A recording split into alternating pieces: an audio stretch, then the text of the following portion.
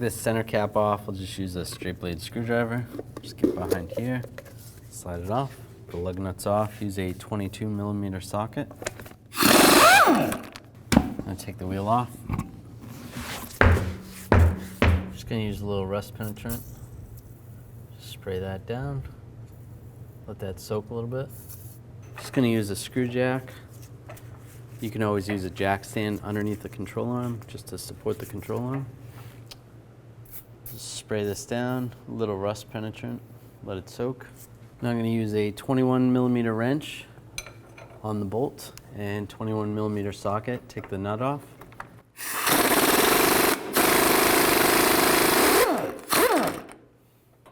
All right, now I can take this bolt out. If this bolt's tight in there, try to raise up on the screw jack a little bit. Just be careful. Slide that bolt out. You can try to use a 14mm wrench and then some locking pliers on the stud to prevent it from spinning. If that doesn't work for you, I'm going to use a 14mm socket and a ratchet. And then I'm going to use some channel locking pliers or channeled pliers to hold this from spinning. And try to loosen this up. There we go. And if you use a pneumatic gun, it'll be a little bit easier.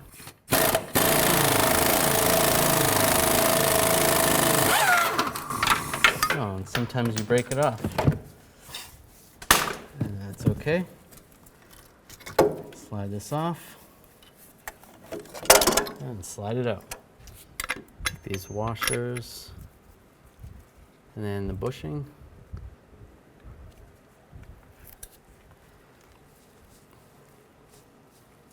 And line this in position.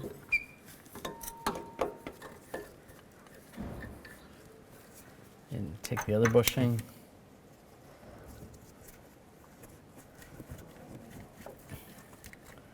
And the other washer. And put the nut on.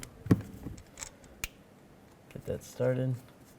Now I'll just take a 14mm ratchet wrench. And then I can use a 5mm wrench to hold the stud from spinning.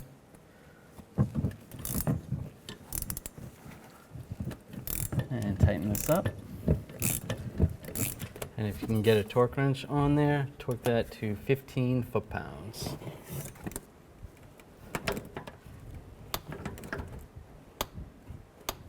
That's good. And slide the bolt through. Put the nut on.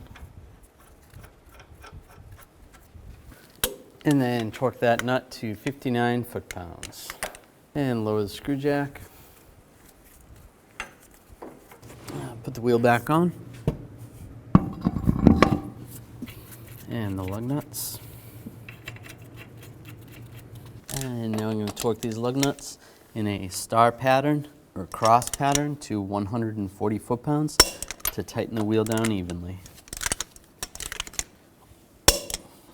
And just go around again, double check.